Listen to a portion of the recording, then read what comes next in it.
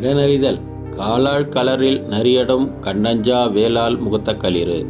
குறளம் பொய்யாமொழி திருவள்ளுவர் எனும் பொய்யில் புலவர்.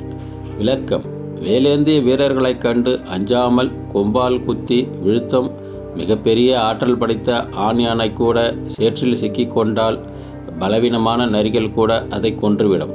அதுபோல எத்தனை வலிமை இருந்தாலும் இடமறியாமல் செயல்பட்டால் எளியோராலும் அழிவு ஏற்படும். இதை ஒரு வார்த்தையில் சுருக்கமாக சொல்ல வேண்டுமானால் ஆற்றலும் அழிவும். இதோ அடுத்து வருகின்ற ஒளிப்பதிவில் இடனறிதல் பற்றி காண்பிக்கப்படுகிறது. அமெரிக்காவிற்கு ஆபத்து நான்காபுரத்தில் இருந்தும் வருகிறது. ட்ரம்ப் இன்று யார் துணையும் இல்லாமல் தனியாக நின்று கொண்டிருக்கிறார். இஸ்ரேலை தவிர்த்து அமெரிக்காவிற்கு ஆதரவு தருவதற்கு இப்போது யாரும் கிடையாது. உலகில் முதல் முறையாக எந்த உலக நாடுகளும் அமெரிக்காவிற்கு ஈரான் போரில் ஆதரவாக இல்லை. சவுதி அரேபியாவின் பிரின்ஸ் முகமது பின் சல்மான் அவரை அமெரிக்காவின் சேவகன் என்று கூறுவார்கள். இப்போது அவரும் அமெரிக்காவிற்கு உதவ தயாராக இல்லை. காரணம், எப்போது ஈரான் மத்திய கிழக்கு நாடுகளை தாக்கியதோ அப்போதிலிருந்து அரபு நாடுகள் ஈரானிடம் சண்டை போட தயாராக இல்லை. துருக்கியும் ஈரானுக்கு அதிக ஆதரவு தரந்து கொண்டிருக்கிறது. இப்பொழுது மொத்த மத்திய கிழக்கும் ஈரானின் கட்டுப்பாட்டில் இருக்கிறது.